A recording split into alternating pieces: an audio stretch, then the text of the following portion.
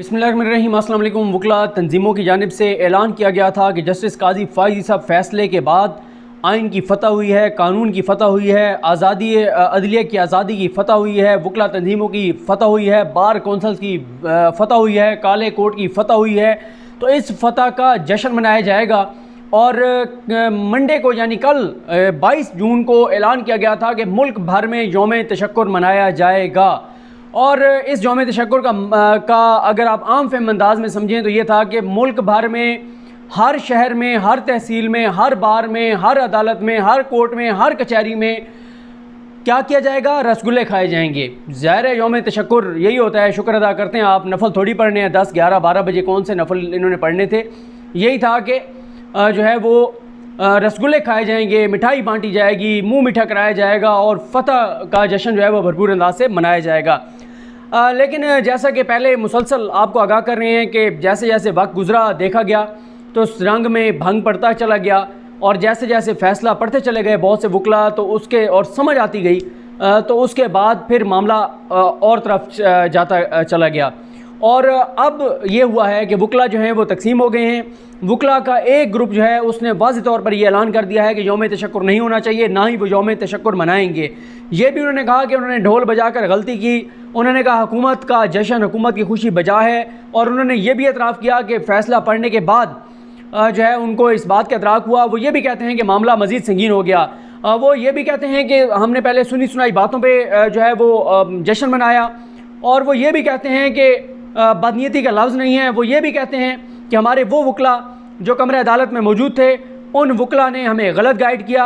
अभी हमने तहरीरी फ़ैसला नहीं पढ़ा था, हमें उन वकला ने कहा कि हम जीत गए हैं, हमने सुनी सुनाई बातों पे ढोल बजा दिया, जश्न मना दिया। और अब तो उन्होंने माफ़ी भी मांग ली हैं।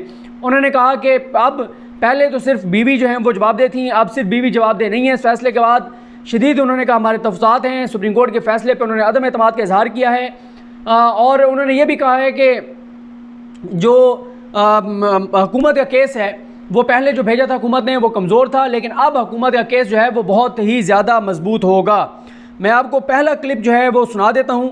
और पहला क्लिप जो है ये मारिया मेमन साहिबा के प्रोग्राम का है। 19 जून को कामरान मुर्तज़ा साहब, जिनका तल्लुक़ मौलाना फजलुर रहमान साहब की जमात से है, जमीयत उलमा इस्लाम से है, उनकी जमात की तरफ से वो पहले मेरा ख्याल सेनेटर भी रह चुके हैं। बहरहाल उनकी पार्टी के अहम रुकन हैं, पाकिस्तान बार कौंसिल के रहनुमा हैं, सीनियर वकील हैं। उन्होंने मारिया मेमन साहिबा के प्रोग्राम में क्या कहा, पहले ये सुनिए।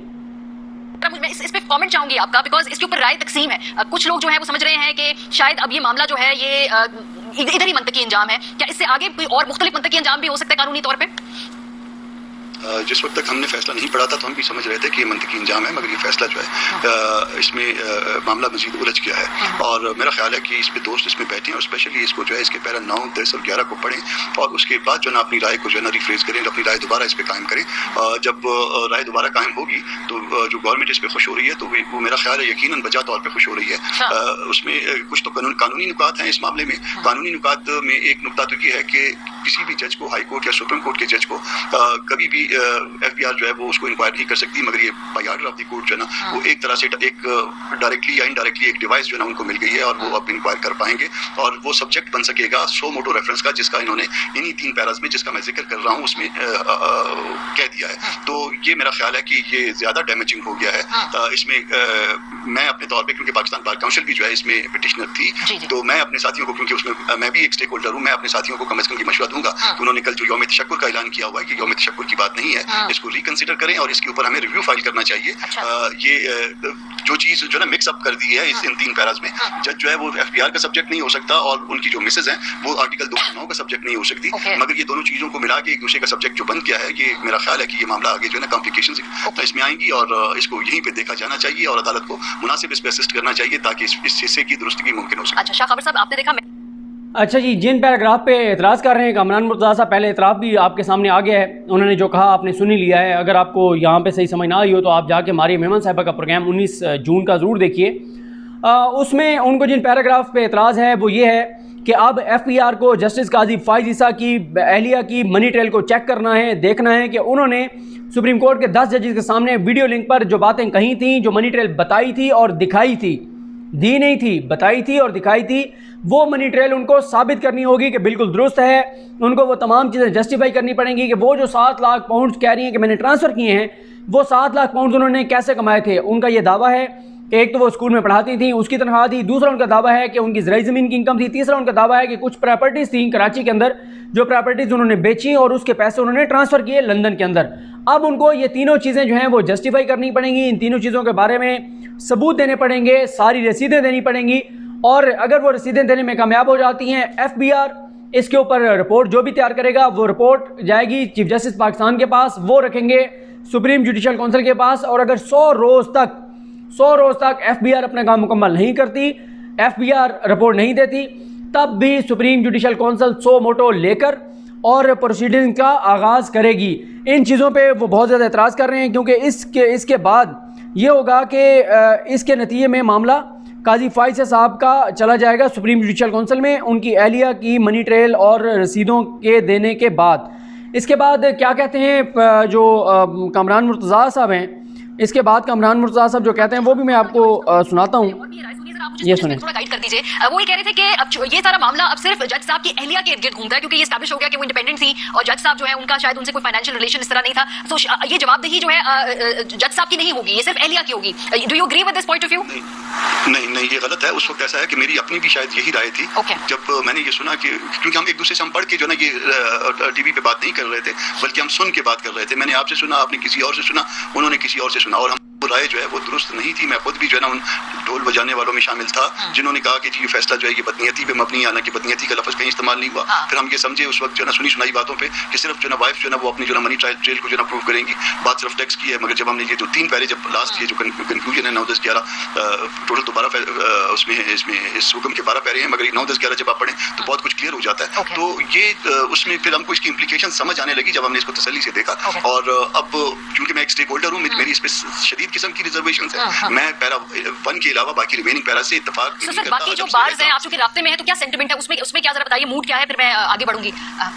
वो असल में ये हुआ ये है कि हम सारे जो है ना वो ये कोरोना की वजह से अपने अपने इलाकों में, मैं खुद कोयटा में हूँ इस वक्त, तो वो हम सारे बिखरे हुए थे। कुछ सीनियर एडवोकेट्स वहाँ पे मौजूद थे इस्लामाबाद, उन्होंने भी जो है ना बगैर पढ़े जो है ना इसको जो है ना पब्लिक कर दिया, और हम सब ने उन पे बिलीव कर लिया, और जो कुछ उन्होंने कहा हमने आगे उसको उसी की अपना रेफरेंस से बात को चला दिया। तो वो राय गलत है। राय हमारी सुबह बनेगी। हमारा जो है, मैं पाकिस्तान बार काउंसिल के एक मेंबर की हैसियत से कह रहा हूँ कि ये जो यौम तशक्कुर वाली बात है, ये कोई तशक्कुर नहीं है। मैं बलूचिस्तान को रिप्रेजेंट करता हूँ पाकिस्तान बार काउंसिल में, और ये कोई तशक्कुर वगैरह नहीं है, और हमारी रिजर्वेशन है।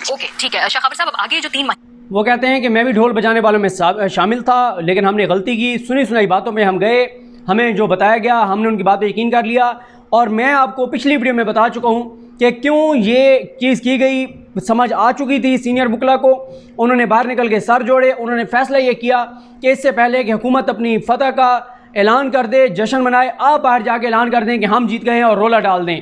और ये कहते हैं कि ये गलत था। हमने जब फैसला पढ़ा तो फैसला पढ़ने के बाद हम इस नतीजे पे पहुँचे कि ये तो मामला पहले से ज़्यादा संगीन हो गया है और अब मामला ज़्यादा जो हैं वो गड़बड़ हो गए हैं। तो इसलिए वो कहते हैं कि हम इसको रिव्यू करेंगे।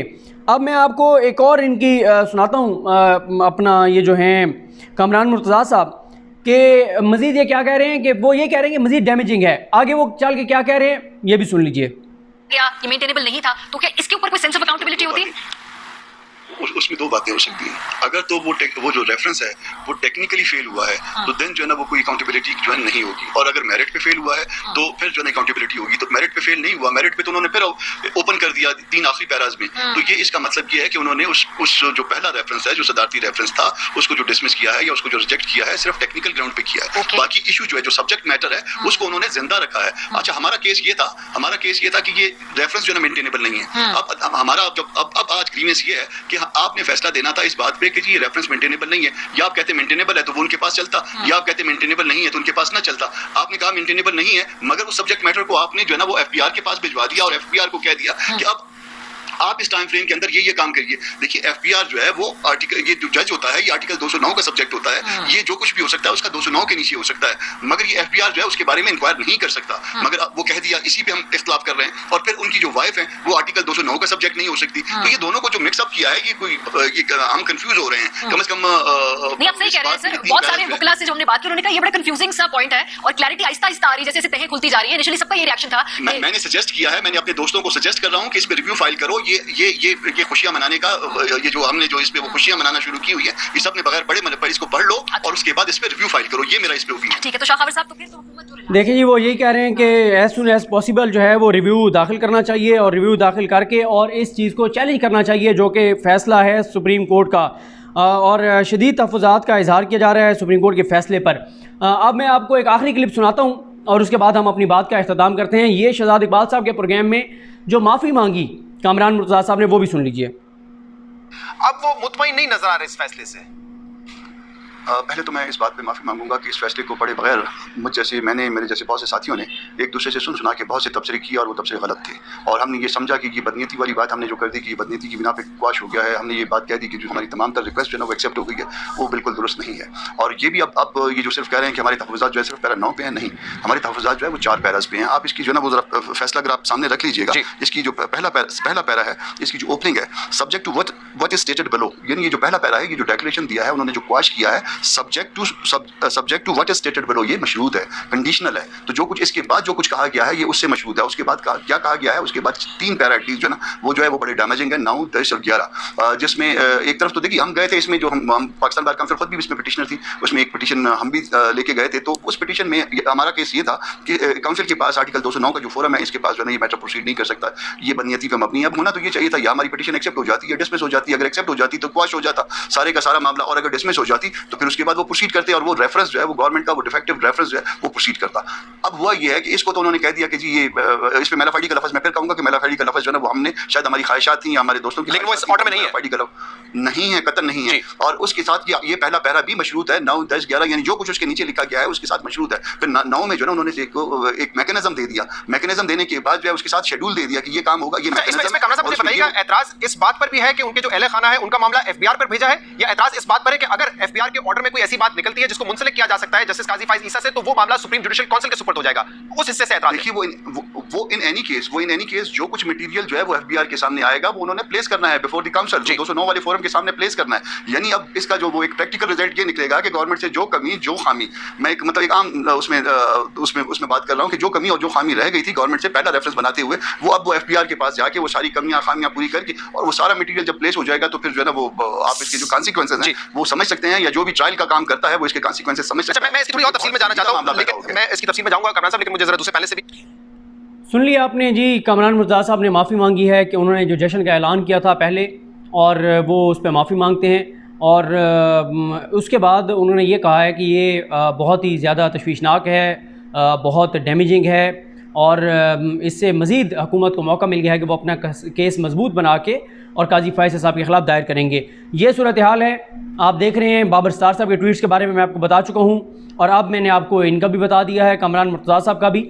मुसलसल डेवलपमेंट्स हो रही हैं, जो इसके बाद जो कुछ और डेवलपमेंट्स हैं उन पर भी बात करेंगे नेक्स्ट वीडियोज़ में। मुझे अपनी दुआ में याद रखें। अल करीम हम सबका हामी नासिरो। अल्लाह हाफ़िज़।